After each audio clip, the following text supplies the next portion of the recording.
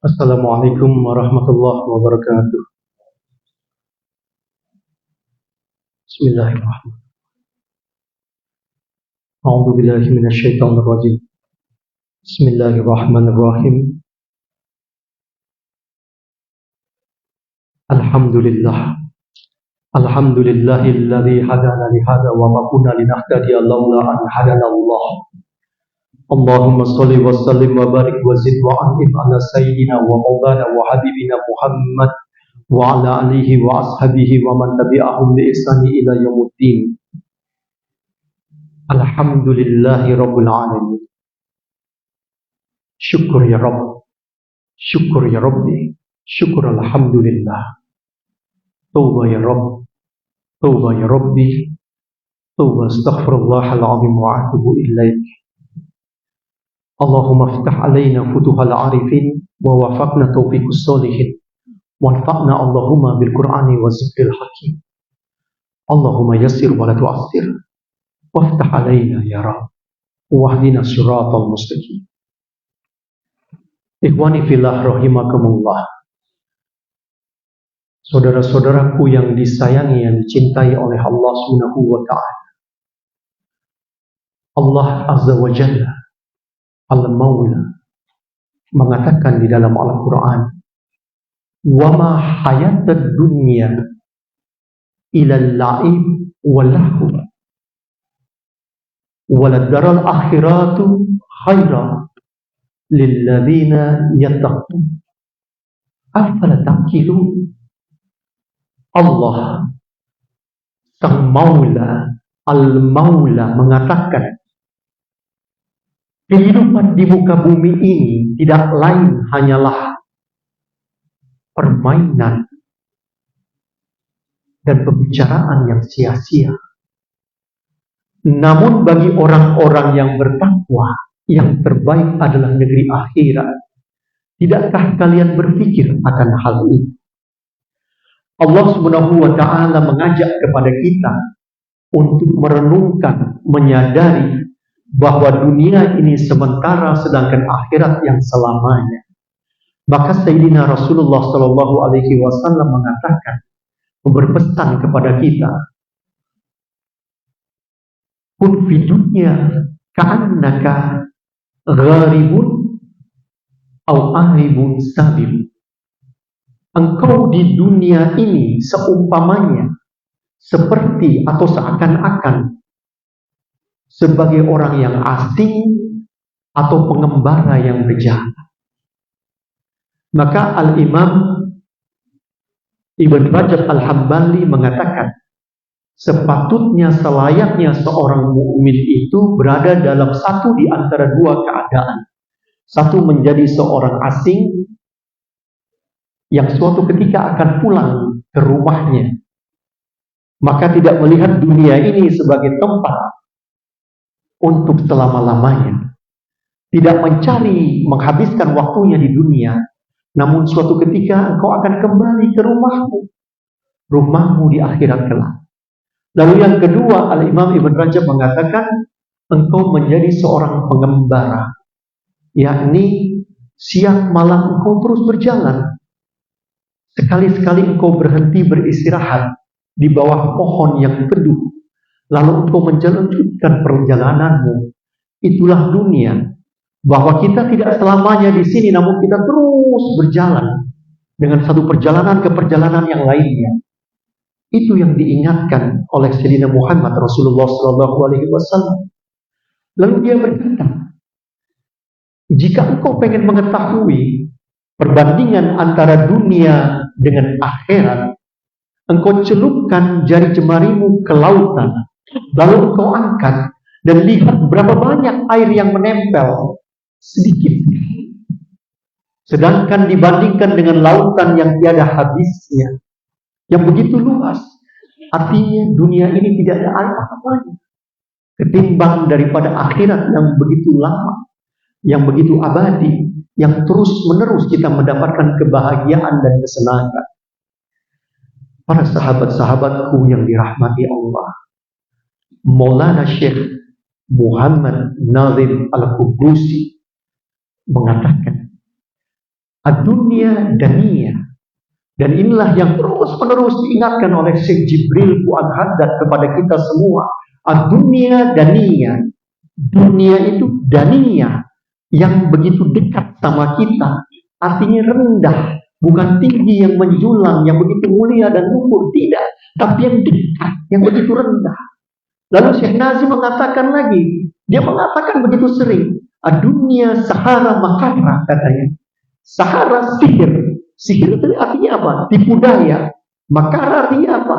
Jebakan. Maka dikatakan oleh Allah, penjebak yang terbaik adalah khairul makirin, Allah Azza wa Jalla.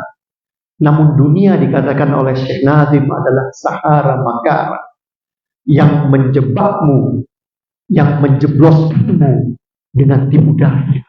Itulah dunia. Lalu Syekh Nazim mengatakan, dia katakan, meskipun engkau mencuri-curi dengan mencari-cari justifikasi untuk meyakinkan, ini aku ada kepentingan di dunia, aku cari rezeki, aku cari nafkah siang malam, engkau bilang itu tetap di hadapan Tuhan jika engkau prioritaskan dunia lebih daripada Al-Maula, daripada akhirat, maka engkau bukan siapa-siapa, kata Syekh Nazim. Engkau bukan siapa-siapa di hadapan Tuhan. Bahkan dunia ini tidak ada beratnya atau harganya satu sayap nyamuk pun tidak ada. Maulana Syekh mengingatkan kepada kita agar kita terus-menerus ingat kepada Allah Azza wa Jalla. Jangan sia-siakan hidupmu. Jangan sia-siakan kehidupanmu. Maulana Jalaluddin Rumi, dia memiliki puisi yang begitu menarik untuk kita simak sama-sama. Anak-anak sungguh senang bermain-main. Ketika malam tiba mereka ditarik masuk ke dalam rumah. Ketika bermain anak kecil itu membuka pakaiannya. Tiba-tiba maling itu datang dan mencuri pakaian dan sepatu. Bagaimana kita menafsirkannya? Anak-anak sungguh senang bermain. Di dalam keluarga besar sufi, yang namanya anak-anak itu bisa saja orang yang sudah berumur 60, 70, 50, yang kelakuannya belum sadar akan Allah Subhanahu wa Ta'ala. Anak-anak bermain, tiba-tiba dia masuk, ditarik ke dalam rumah ketika malam. Malam itu maknanya wafat telah datang menjemputmu, lalu engkau masuk di dalam kuburmu. Itulah yang dimaksud ditarik ke dalam rumah. Ketika bermain dibuka bajunya, maknanya apa? Ketika dibuka bajunya, dibuka akhlaknya. Ketika kita asik di dunia ini bermain sehingga kita lupa dengan akhlak kita. Lalu dia katakan, tiba-tiba maling itu datang. Siapa maling? Pencuri kesenangan kita. Wafat itu datang, kematian itu datang, mencuri diri kita secara tiba-tiba. Diambil sepatu kita. Dalam tafsir mimpi, yang namanya sepatu artinya pasangan. Diambil pasangan kita, diambil akhlak kita nggak punya apa-apa.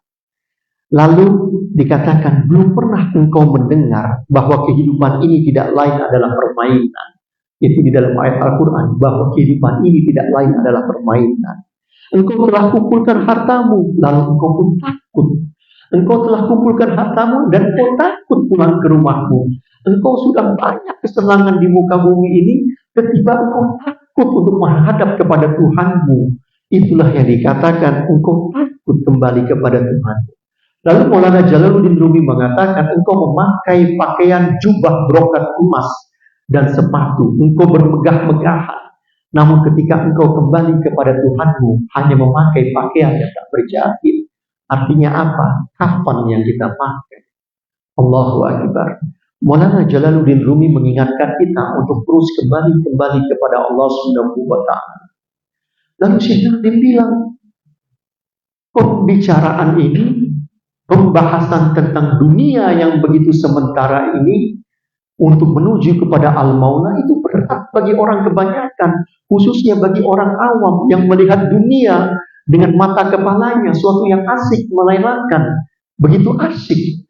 Syekh Nazim bilang sulit untuk dibicarakan hal seperti ini. Dari dunia yang begitu rendah, kita diajak kepada Al-Maula. Siapa Al-Maula? Al-Maula itu adalah Allah Azza wa Jalla. Al-Maula artinya sang pelindung. sang pengatur, sang yang mengasihi kita dengan cinta, itulah Al-Maula. Kita suka mengatakan Maulana Syekh Nadim, Syekh. Boleh kita bilang Maulana? Boleh. Kata Rasulullah terhadap Zaid dikatakan, Zaid anta maula wa akuna. Boleh kita ngomong Maulana. Tapi Al-Maula itu Allah Azza wa Jalla, tidak boleh yang lain. Al-Maula yang melindungimu, yang menaungimu dengan cinta, dengan kasih sayang, yang mengatur kehidupanmu, Allah Azza wa Jalla, Al-Maula. Syekh Nadim memiliki satu buku, mungkin yang membuat nama ini juga murid-muridnya dari Jerman. From dunia to Maula. Dari dunia menuju Maula. Minad dunia ilal Maula. Dari dunia yang begitu rendah ini dan sementara menuju kepada Maula yang begitu abadi, yang tiada akhirnya. Itulah hakikatnya perjalanan rohani seorang salik. Kita berkumpul di sini bermajelis, mungkin punya berbagai macam tujuan dan niat. Ada yang hadir karena punya permasalahan hidup. Ada yang hadir karena pengen bisnisnya diberkahi dengan doanya masyayikh. Namun ada yang hadir di sini dengan ikhlas, dengan tulus, untuk bisa merasakan menjadi salik yang berjalan dalam suluknya. Seorang salik itu adalah menempuh jalan rohani, sedangkan yang dikatakan dengan suluk adalah perjalanan rohaniah. Perjalanan rohaniah ini tidak terbatas 2-3 hari, namun seluruh hidup kita ini perjalanan rohaniah kita menuju kepada Allah Azza wa Jalla. Sedangkan yang 2-3 hari, 1 hari itu khalwah. Di dalam Naqsyabandi ada khalwah, di dalam thariqah lain ada khalwah. Namun suluk ini perjalanan rohaniah kita terus. Yang kita mulai dari dunia ilal Maula, dari dunia ini kepada Maula. Itulah perjalanan rohani kita terus menerus. Maulana Syekh Hisham mengatakan yang namanya hijrah, dia mengambil dari peristiwa hijrahnya Sayyidina Rasulullah SAW dari Makkah ke Madinah. Dia katakan di Makkah banyak orang-orang yang tidak ada sahabat, orang-orang yang jahat ingin menjahati Rasulullah. Lalu Rasulullah pergi hijrah ke Madinah, di mana dia disambut oleh dengan kaum-kaumnya. Itulah hijrah. Dan hijrah di sini bermakna bukan hanya secara fisik, tapi Maulana Syekh Hisham mengatakan meninggalkan perbuatan-perbuatan burukmu menuju ke perbuatan-perbuatan baikmu. Itu sudah dikatakan Maulana Syekh Hisham hijrah. Dan inilah yang sama dari dunia menuju kepada Maula yang dikatakan oleh Maulana Syekh Nadim. Lalu bagaimana kita bisa melakukan perjalanan ini? Begitu sulit. Bukankah kita ini begitu lemah? Kita begitu asyik dengan dunia. Kita terpikat, kita terpesona. Kita lalai. Kita buka baju kita telanjang. Begitu tidak ada akhlak, tidak ada adab. Namun tiba kita diajak. Dan Maulana Syekh Nadim mengatakan bahwa para nabi mengajak kita semua itu menuju kepada Al-Maula.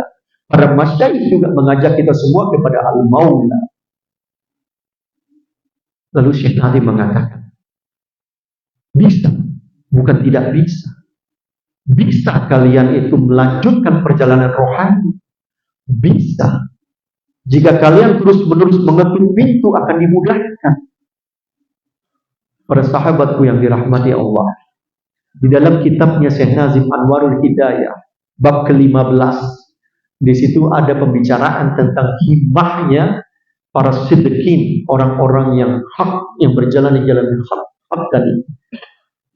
Himmah ini adalah bagian daripada bekal kita dari perjalanan dari dunia menuju Maula. Himmatul aliyah. Pertama kali saya mendengarnya di Damaskus. Himmatul aliyah.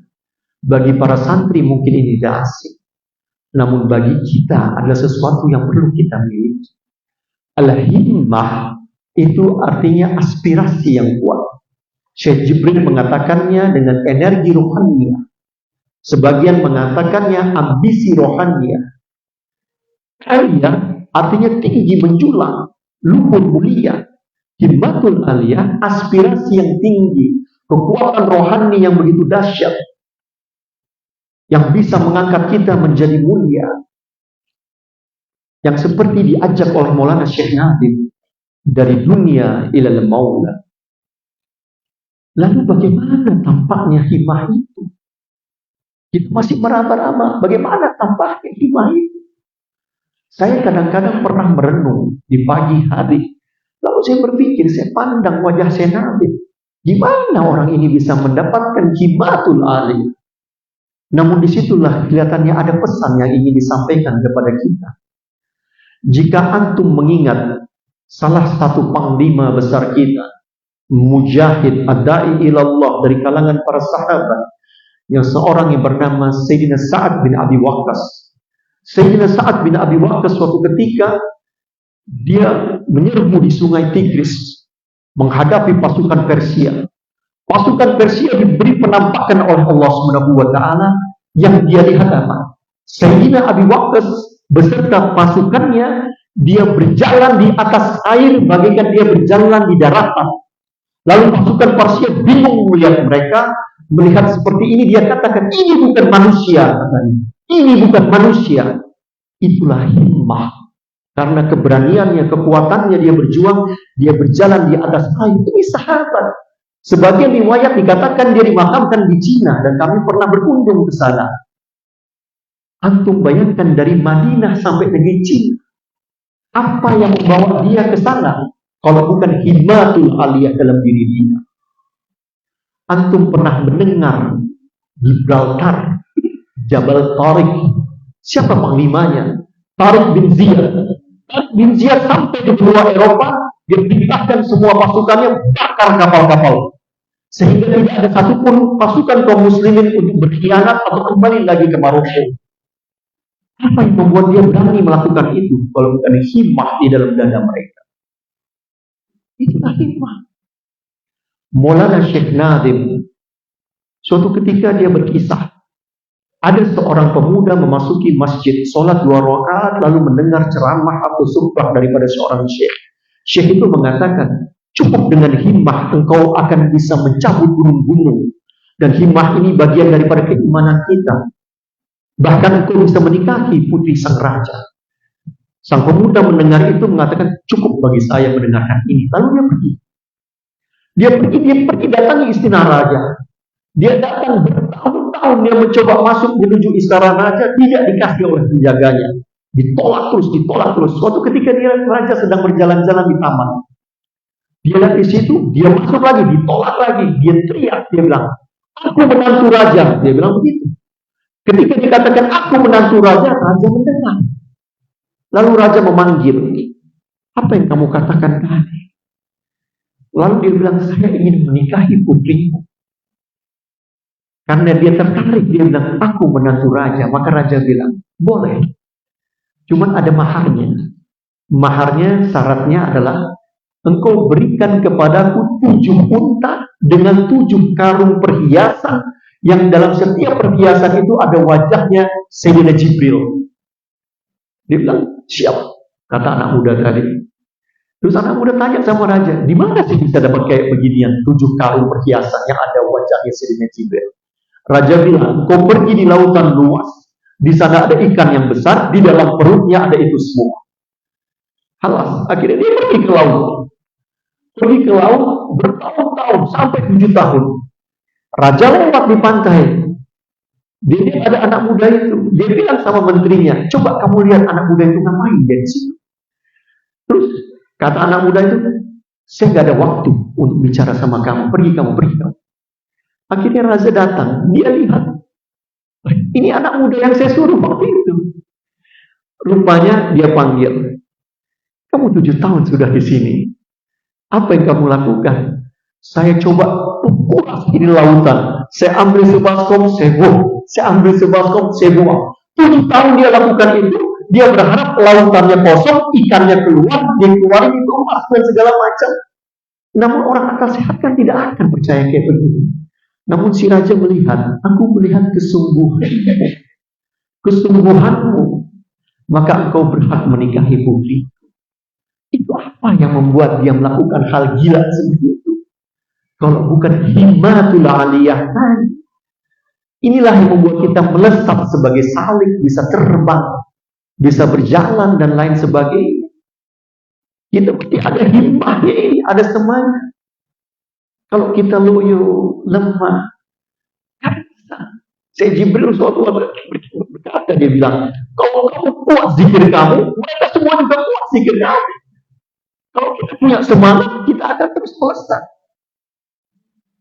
Apa kita terang berpikir, Maulana Syekh Nazim ketika dia pulang dari Tripoli menuju Nikosia ke kampung halamannya, apa yang dia lakukan? Dia masuk ke masjid, dia azan. Yang pada saat itu azan itu mamnu, artinya tidak boleh, dilarang. Azan dalam bahasa Arab di Turki pada saat itu dilarang. Tapi apa yang dilakukan oleh Syekh Nazim? Dia azan.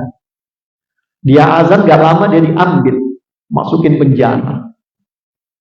Setelah dia masukin penjara, dia keluar, dia masuk lagi ke masjid, dia azan lagi. Dia pergi ke Nikosia, cari masjid yang besar, dia azan lagi. Dia datang ke menara-menara, dia azan terus. Lalu sampai dia bilang, buat apa sih kayak begini sih? Gak bisa. Saya harus ingatkan orang-orang untuk sholat. Apa yang dimiliki oleh seseorang seperti itu? Dia keluar dengan jubahnya, dengan amamahnya, di tempat yang suatu ketika azan dalam bahasa Arab dilarang, dengan bahasa Turki diperbolehkan. Semua keislaman dirucutkan. Itulah Kemal Atatürk yang begitu nggak benar. Namun Syekh Nazim tiada ciut, tiada takut. Dan Turki itu yang hawanya dingin, 4 musim, dia nggak peduli. Syekh Nazim jalan, dia azan. Apa yang menggerakkan Maulana Syekh? Kalau bukan himmahnya yang begitu tinggi, itu yang dimilikinya. Jika kita ingin terus-menerus berjalan di jalan rohani ini, yang kadang dalam hari-hari kita merasakan kita lemah, kadang kita merasakan himmah kita begitu tinggi, kadang kita bisa berzikir, kadang kita sholat pun harus dipaksa. Itulah perjalanan rohani, keadaan hal kita itu berubah-ubah terus-menerus. Namun kata Maulana Syekh, bisa, bukan tidak bisa. Dan dia katakan tentang himmah orang-orang yang siddiq ini, dan dia gambarkan bagaimana seorang pemuda bisa melakukan itu. Sebagai penutup, saya mengingatkan ketika kita pergi umrah atau tawaf mengitari Ka'bah, kita pengen sekali mengecup Hajar Aswad. Namun kita ketika pandang begitu banyak orang di situ, dan mereka semua berebutan pengen mencium. Karena kita cium, bisa apa enggak? Namun kalau kita pandang dengan sungguh-sungguh, dan kita berazam dalam diri kita, saya pengen mencium Hajar Aswad, kita datang perlahan-lahan, kita lurus, tidak perlu bantuan joki dan lain-lain. Kita bergelut, kita fight, sampai kita cium Hajar Aswad itu, lalu kita menyerah. Itu himmah seorang salik, seorang murid, seorang santri, seorang thalibul ilm, siapapun engkau yang pengen berjalan terus minal dunya ilal maula, milikilah himmah. Jika engkau merasa lemah, angkat tanganmu, minta kepada Allah. Allahumma inna nas'aluka himmatul aliyah ya Rabb. Atau baca doa-doa yang membangkitkan. Rabbana la tuzigh qulubana ba'da idh hadaytana. Minta sama Allah. Kata Syekh Hisham, walladzina jahada fina lanahdiyanahum subulana. Sesiapa yang bersungguh-sungguh mengetuk pintu Allah, bersungguh-sungguh mendekat kepada Allah, tanpa membawa duniamu, yang kata Syekh Nazim, gimana bisa engkau sampai kalau leher kamu itu terjerat sama dunia? Itu berat. Lepaskan duniamu, jahadina, terus berjalan di jalan Allah sampai engkau dianugerahkan inayah, pertolongan, hidayah, terbimbing, sampai engkau bisa wusul. Semoga ini bisa dipahami. Maulana Syekh Nazim mengatakan ini tidak mudah mengajak orang untuk melupakan dunia, menuju kepada alam maula. Karena pembicaraan ini tidak mudah bagi orang yang sudah terperang, yang sudah terperosok, yang sudah terjebak, yang sudah tergelincir, yang sudah terpana, terpesona dengan dunia tiada habis. Para masyaikh mengajak kita memandang, melihat Maula, Al-Maula, Allah Azza wa Jalla. Semoga Allah mudahkan kita, bukakan jalannya, sehingga kita bisa usul bisa istiqomah, bisa terus ingat kepada Allah, bisa berjalan minat dunia ilal maula, bisa bersama-sama dengan para masyayikh kita, dengan para arif billah, dengan aulia Allah, dengan para siddiqin wa syuhada, an'amta alaihim, orang-orang yang diberi nikmat oleh Allah Subhanahu wa taala. Amin ya rabbal alamin. Wa bil hurmati habib wa bil hurmati al-fatihah. Assalamualaikum warahmatullahi taala wabarakatuh.